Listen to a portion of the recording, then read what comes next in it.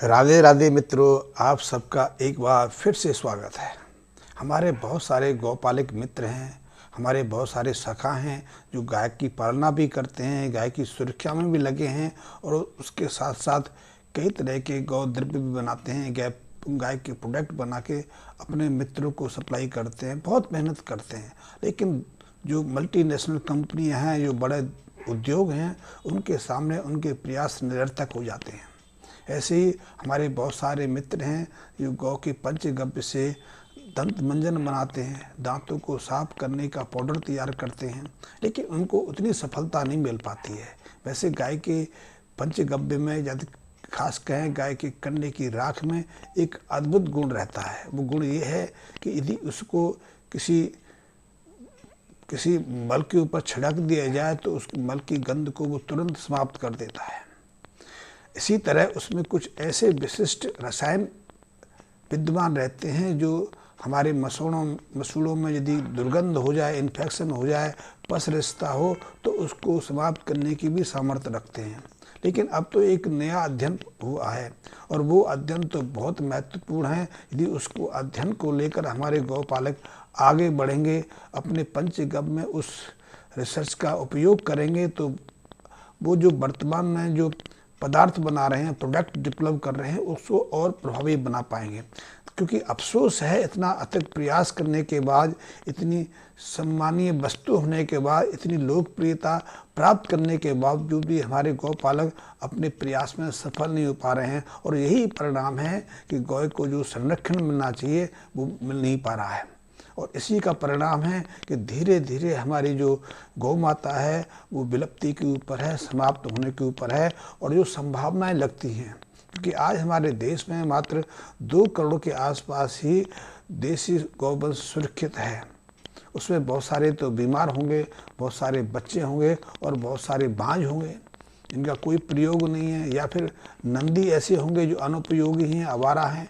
तो हमें आज सचेत हो जाने की आवश्यकता है कि यदि हमें गाय को विलुप्त होने से बचाना है, क्योंकि गाय यदि विलुप्त होगी तो हमारी संस्कृति विलुप्त हो जाएगी। हमारी संस्कृति गाय की संरक्षा से, गाय की सुरक्षा से, गाय के अस्तित्व के साथ जुड़ी हुई है और ये हमारी अस्मिता का प्रश्न है।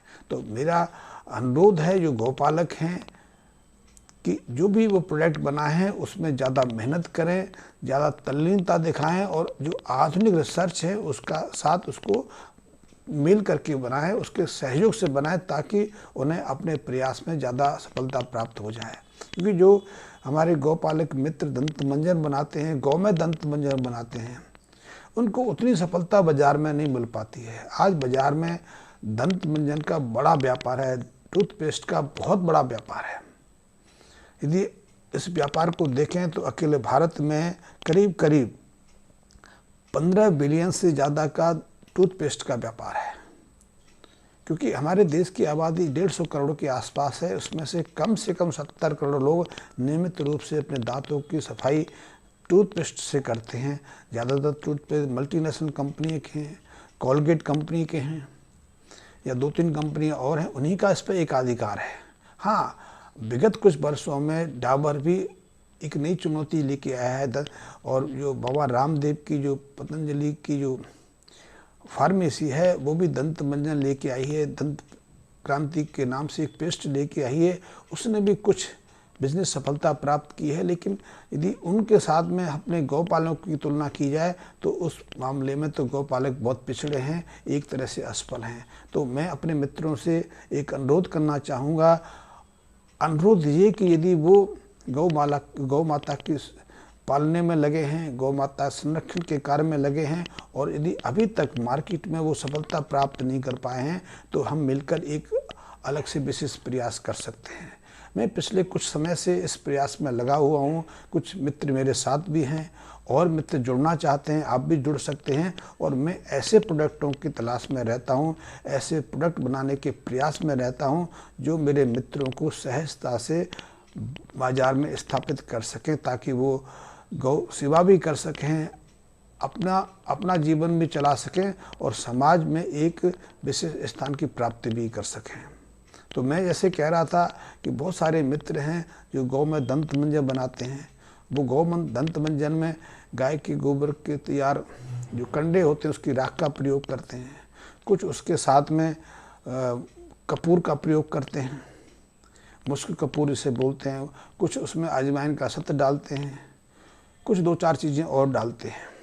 वैसे इसका एक विशेष फार्मूलेशन बन जाता है। वो विशेष फार्मूलेशन मैंने अपने किसी पिछले वीडियो में विस्तार पूर्वक बताया हुआ है और आगे मैं इस पर विस्तार पूर्वक चर्चा करूंगा। लेकिन आज मैं कहना चाहता हूं कि यदि आपको अपने गौदंत मंजन की इफेक्टिव बढ़ाना है, क्योंकि दांतों की बहुत बड़ी समस्या है, बहुत भारी समस्या है। आज दांतों की समस्या इतनी है कि पूरी दुनिया में 90% से ज़्यादा लोगों को दांत संबंधी कोई ना कोई परेशानी है। दांत कम में झड़ने लग जाते हैं। 60-65 साल के बाद तो अधिकांश लोग दांत रहित हो जाते हैं, नकली दांतों पे आ जाते हैं। कैविटी बन जाना, दांत उखड़ जाना, दांतों में दर्द रहना, ठंडा गर्म लगना, ये तो लगभग हर व्यक्ति के साथ समस्या जुड़ी हुई है, क्योंकि दांत खराब हैं, दांत कमज़ोर हैं। आज दांतों में उतनी शक्ति नहीं है जो 20-25 साल पहले होती थी। 20-25 साल पहले, 30 साल पहले हम में से अधिकांश लोग गन्ना दांतों से छील कर खा जाते थे, चूस लेते थे। बहुत सारे मित्र तो ऐसे थे कि अपने दांतों से अखरोट तोड़ लेते थे, बादाम की गिरी को तोड़ के उसका सेवन कर लेते थे। लेकिन आज ऐसा व्यक्ति शायद एक आध मिलने में देखने में आए, क्योंकि हमने वो सामर्थ्य छोड़ दी है। शोधकर्ता तो ये भी कह रहे हैं कि हमने अपने दांतों को, अपने जबड़ों को इतना कमज़ोर कर दिया है कि जबड़ों का आकार ही घटने लग गया है। एक बड़ी समस्या है और इसीलिए मैं कह रहा हूँ कि 90% से ज़्यादा लोग दांत संबंधी परेशानियों से पीड़ित हैं। इसीलिए अब दंत चिकित्सकों के क्लिनिक भी जगह जगह खुलने लगे हैं। अन्यथा आज से 20-25 साल पहले दांतों के डॉक्टर कम होते थे, दंतसाज होते थे। कहीं सड़क पर दंतसाज बैठ के दांतों को सुरक्षा प्रदान करते थे और 5-7 रुपये में आपकी दांत की समस्या दूर हो जाती थी। लेकिन आज यदि आप किसी BDS डॉक्टर से, किसी डेंटिस्ट से सलाह लेते हैं तो आप दांत को उखड़वाने में ही 15 से 20 हज़ार रुपये खर्च कर देते हैं। कम से कम बात है, और कई तरह की इसके कारण साइड इफ़ेक्ट भी हो जाते हैं। मेरे संपर्क में कई ऐसे मित्र आए जिन्होंने अपनी दांत निकलवाया, उसके बाद उनका मुँह टेढ़ा हो गया। कईयों का तो कई साल तक मुँह टेढ़ा रहा, दर्द नहीं रुका, क्योंकि कुछ लापरवाही, कुछ कमी रह गई होगी। तो मैं कहना चाहता हूं कि यदि आप गौ पालक हैं और गाय की सेवा के माध्यम से, गौ के पंच द्रव्यों के माध्यम से आप गौदंत मंजन तैयार करते हैं, तो उसमें थोड़ी ज़्यादा सटीकता दिखाएं, ज़्यादा गहराई दिखाएं, और उसके माध्यम से आपके पास एक बड़ा बाजार उपलब्ध हो सकता है। इस 15 बिलियन रुपए के जो व्यापार में आपकी सहभागिता बढ़ सकती है। लेकिन क्योंकि हम प्रोडक्ट तो बना लेते हैं, लेकिन उस पर कुछ ज़्यादा ध्यान नहीं देते, कुछ चीज़ें उसमें करने से भूल जाते हैं, छोड़ देते हैं। यदि उसमें सटीकता दिखाएंगे तो निश्चित रूप से हम एक बाज़ार के बड़े हिस्से पर नियंत्रण कर सकते हैं। हज़ारों मित्र हैं, हज़ारों मित्र मिलके कितने तरह के गौदंत मंजन बनाते हैं, लेकिन उनको मार्केट में उतनी सफलता नहीं मिलती। मार्केट में बिकता नहीं, बिकता है आपस में। जो गौपालक हैं, जो गौ में रुचि दिखाते हैं, गौ की सेवा में लगे हुए हैं, वही गाय के प्रोडक्ट खरीदते हैं, वही गाय के प्रोडक्टों का इस्तेमाल भी करते हैं। लेकिन उस दूसरे के भरोसे हम कितनी देर तक संघर्ष कर सकते हैं। तो मैंने जैसे कहा कि एक नई रिसर्च हुई है। नई रिसर्च ये है कि जो गाय का गोबर है उसमें बैक्टीरियोफेज नाम से कुछ ऐसे सूक्ष्म कण होते हैं। सूक्ष्म कण इसलिए कहता हूँ कि आपको सहजता से समझ आ जाए। सूक्ष्म जीवाणु, माइक्रोब्स जिसे कहते हैं, वो बैक्टीरिया से हैं, बैक्टीरिया से छोटे वायरस हैं। वायरस सामान्यतः बैक्टीरिया को नष्ट करने का, बैक्टीरिया को समाप्त करने का कार्य करते हैं। लेकिन पिछले कुछ वर्षों से हमने इतनी एंटीबायोटिक दवाएं प्रयोग की हैं, हमने इतनी एंटीवायरल दवाओं का इस्तेमाल कर लिया है कि अब ये एक दूसरे को समाप्त करने के जो बैक्टीरिया वायरस का संघर्ष होता था वही समाप्त हो गया है। अब वायरस भी हावी होने लगे हैं। आपने 2 साल पहले देखा होगा कोरोना ने कितने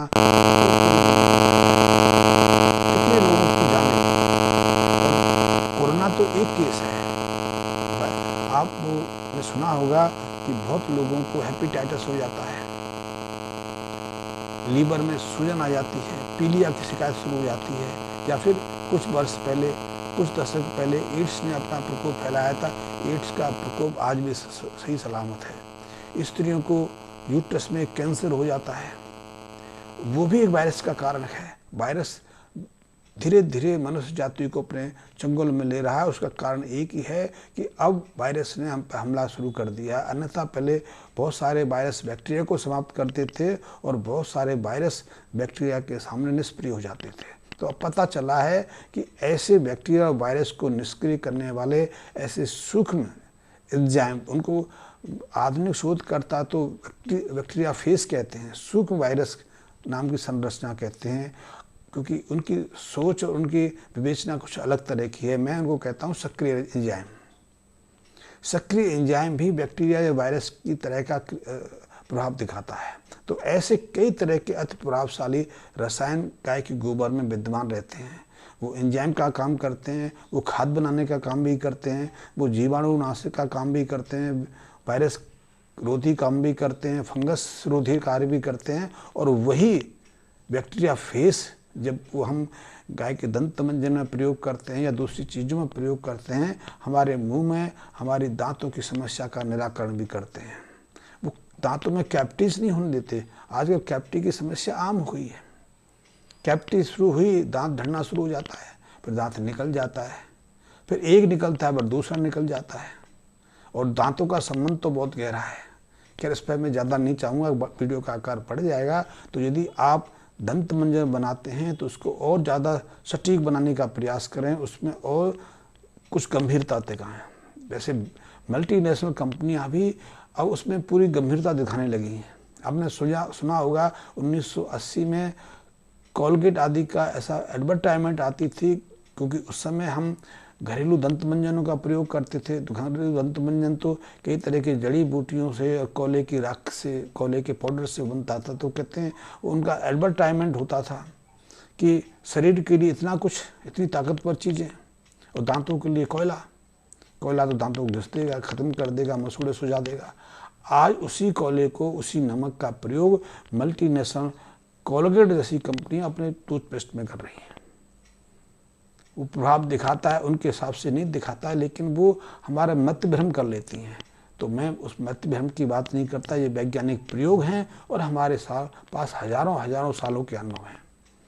क्योंकि जब भी दांत खराब होते हैं तो हम कहते हैं गौमूत्र की चुल्ली करिए, कुल्ला करिए, गौ ब्रश जो होता है वो मुंह में रखे, उसको थोड़ी देर गार्गल करिए, तो उसके माध्यम से दांतों की सड़न समाप्त हो जाती है और कैविटीज बननी शुरू हो गई है। तो कैविटी बनने की प्रक्रिया भी रुक जाती है।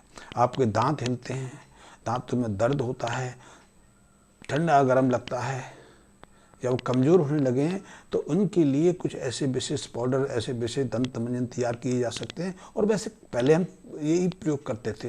हमारे घर की दादियाँ, हमारे घर की माएँ अपना दंत मंजन तैयार करती थी, उसी से हम दंत मंजन करते थे। बहुत सारे लोग दांतुन भी करते थे। दांतुन की अपनी उपयोगिता है, दंत मंजन की अपनी उपयोगिता है। तो घरेलू दंत मंजन से भी हमारे दांत सही सलामत 100 साल की उम्र तक रहते थे।